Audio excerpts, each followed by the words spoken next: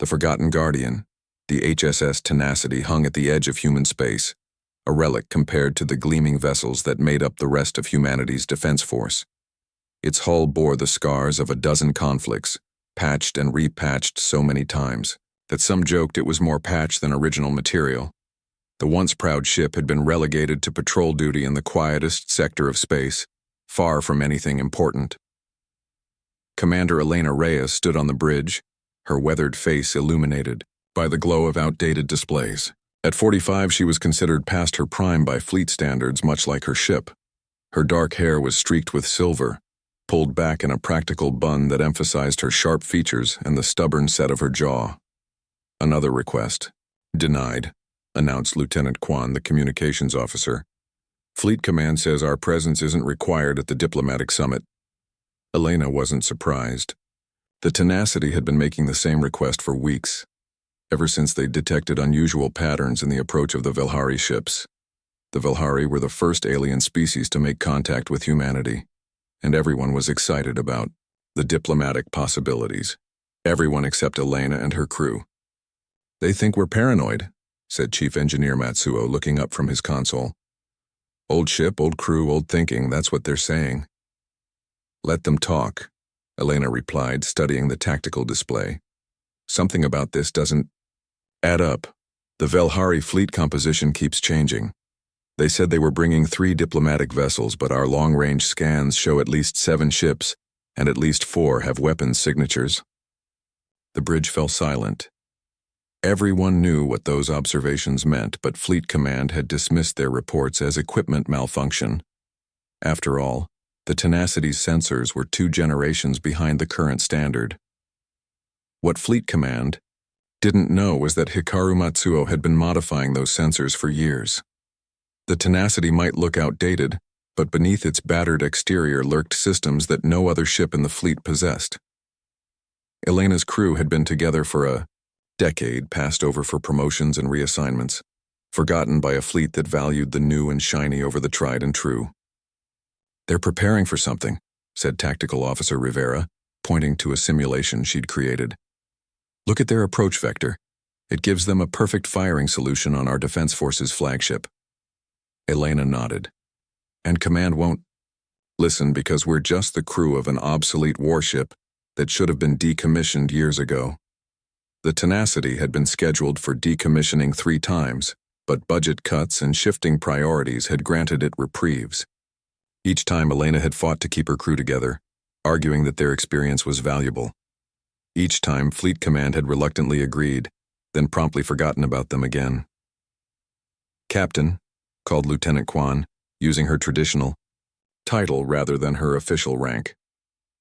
New message from Fleet Command. The Velhari fleet has entered the solar system. We are explicitly ordered to maintain our current position and not approach the diplomatic zone. Elena's mouth tightened into a thin line. Acknowledge the order. There's more, Kwan continued.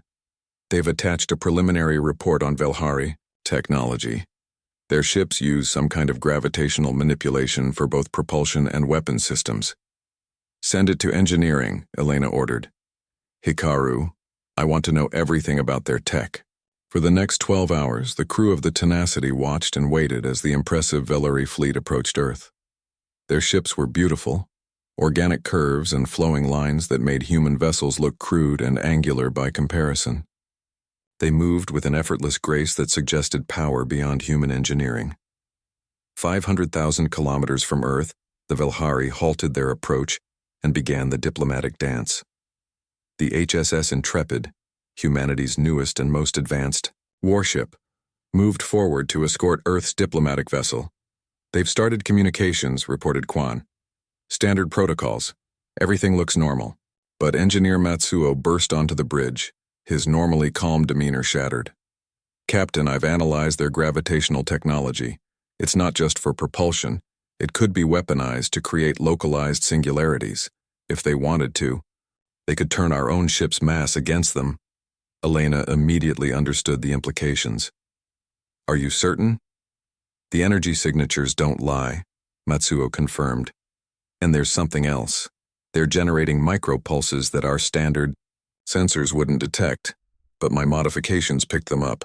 They're probing our defenses, mapping our shield frequencies. That's not diplomatic behavior, Elena said grimly. Communications. Send an emergency warning to Fleet Command. Quan tried repeatedly, but Fleet Command was focused on the historic meeting. Their warnings were relegated to low-priority status to be reviewed after the diplomatic events concluded. They won't listen, Elena said, frustration evident in her voice. Not until it's too late. The diplomatic meeting began with all the pomp and ceremony humanity could muster. The Velhari representatives, tall, elegant beings with iridescent skin and multiple arms, spoke of peace, cooperation, and shared knowledge. "Energy spike!" shouted Rivera suddenly. "Multiple Velhari vessels powering up weapon systems." On their screens they watched in horror as the diplomatic facade crumbled. The lead Velhari ship fired a beam of concentrated gravitational energy at the human diplomatic vessel, crushing it like an eggshell. The Intrepid immediately returned fire, but its weapons seemed to have minimal effect against the Velhari shields. "They knew exactly where to hit us," Elena said, watching as 3 more human ships were devastated by the surprise attack. This wasn't opportunistic. They planned this from the beginning. The bridge crew of the Tenacity stared in shock as humanity's proud fleet was decimated in minutes. The Velhari had positioned their ships perfectly, targeting command vessels first, then systematically destroying the most powerful human warships. "Fleet Command is broadcasting a general retreat," Quan announced, his voice hollow. "All surviving vessels are ordered to fall back to Mars' defensive line." Elena looked at her crew, seeing the same determination in their eyes that she felt. "Navigation. Plot an intercept course to the Velhari flagship." "Captain?" The navigator looked uncertain. "You heard me. Hikaru, bring all our special modifications online. Tactical, I want firing solutions for every Velhari ship." Elena's voice was calm, but steel ran through every word. "They laughed at this old warship. They're about to learn exactly what we can do." As the Tenacity's engines roared to life with unexpected power, Elena addressed her crew. "I know what the orders are. I know what they expect us to do. But sometimes being underestimated is the greatest advantage of all." The battered warship accelerated toward the heart of the battle, where the remains of humanity's fleet desperately fought against an enemy they couldn't hope to defeat, an enemy that hadn't noticed the approaching Tenacity, dismissed as insignificant even by its own side. No one had bothered to tell the Velhari about the obsolete ship with the stubborn captain and the brilliant engineer. No one had mentioned the years of unorthodox modifications, the systems that existed nowhere in official specifications.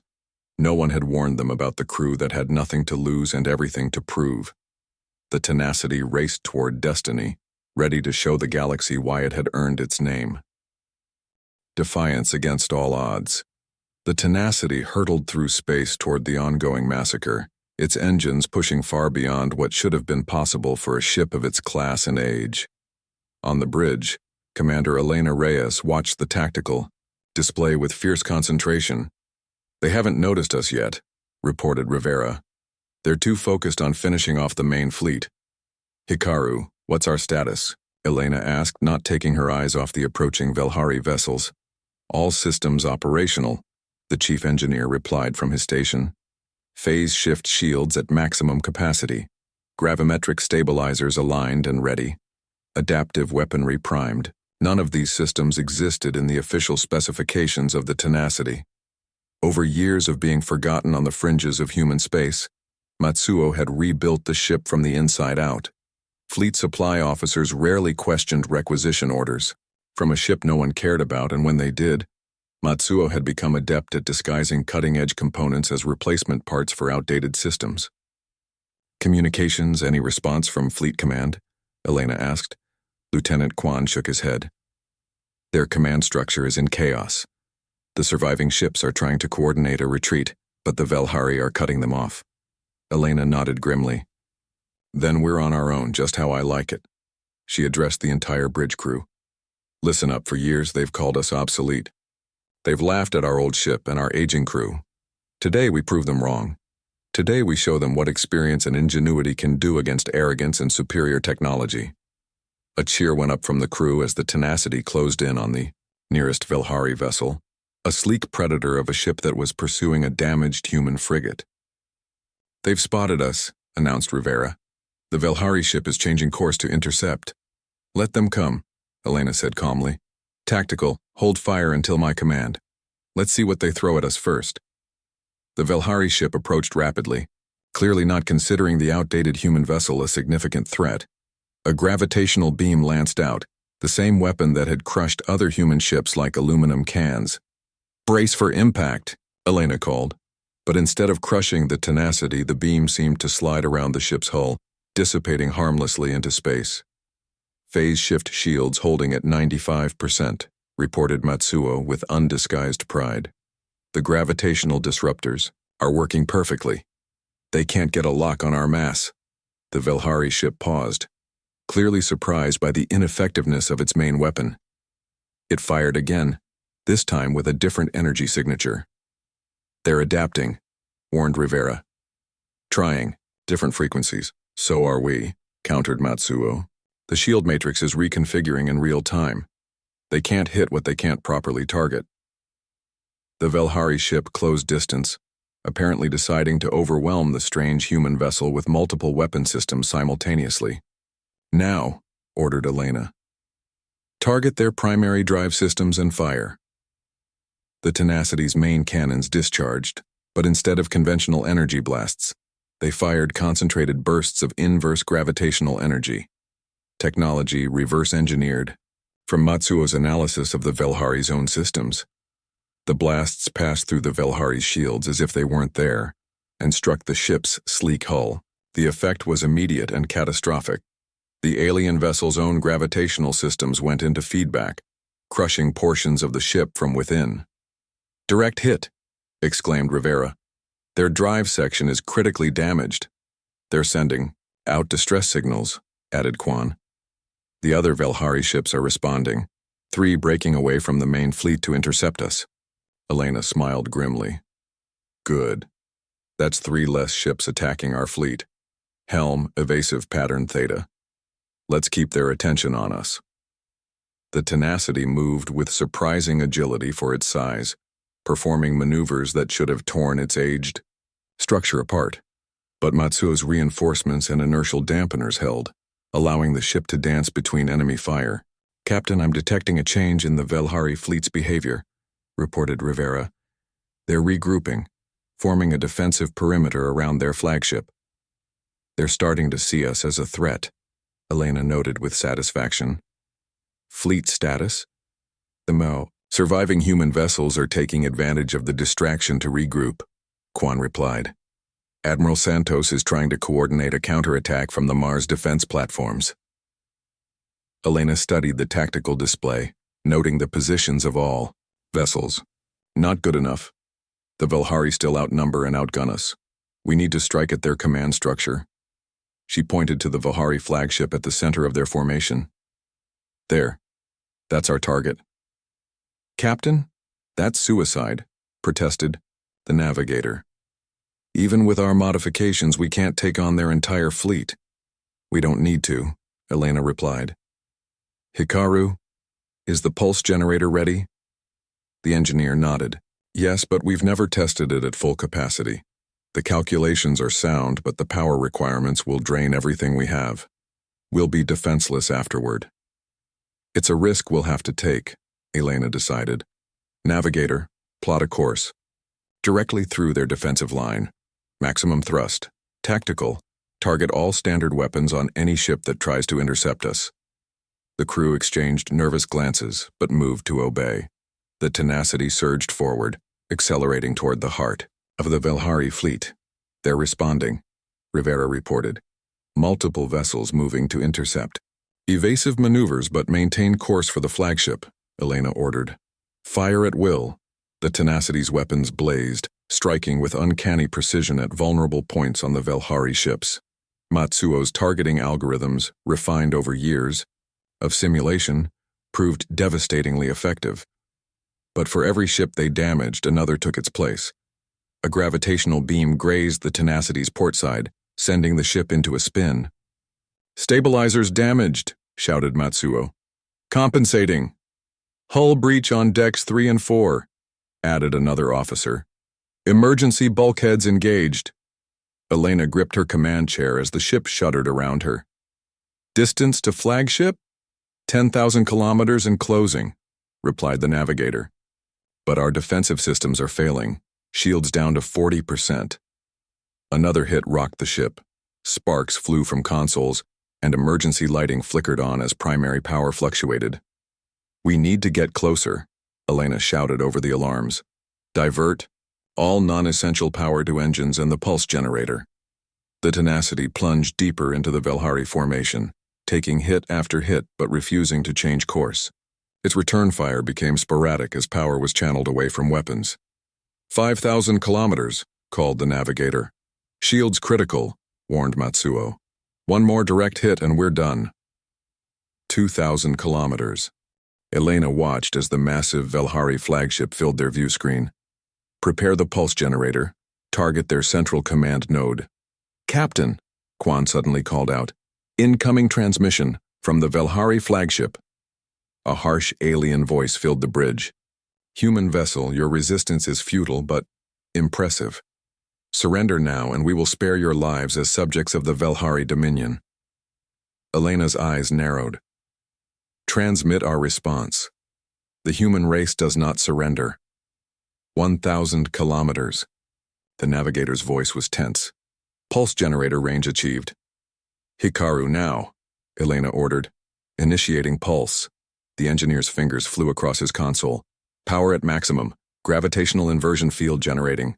The Tenacity seemed to glow from within, as every scrap of energy was channeled into Matsuo's creation, a device that would turn the Velhari's own technology against them by creating a massive gravitational inversion field. Field stabilized. Firing in 3, 2, 1.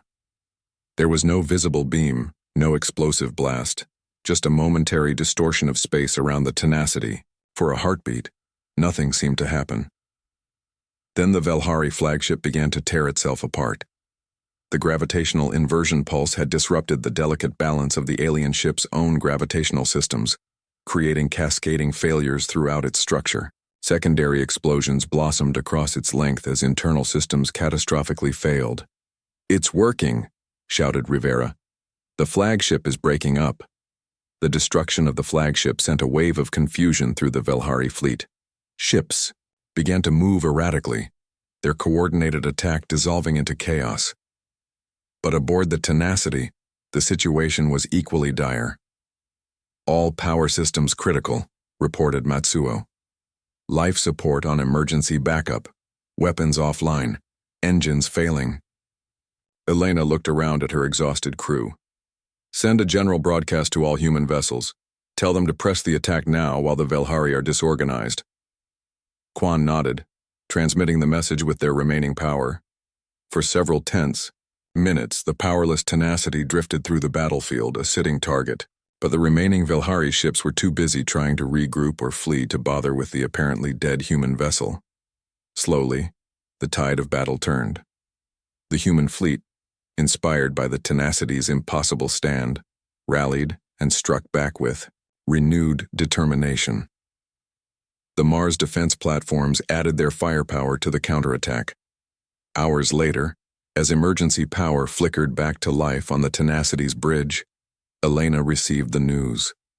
The Velhari fleet was in full retreat, having lost nearly half their ships, including their command vessel.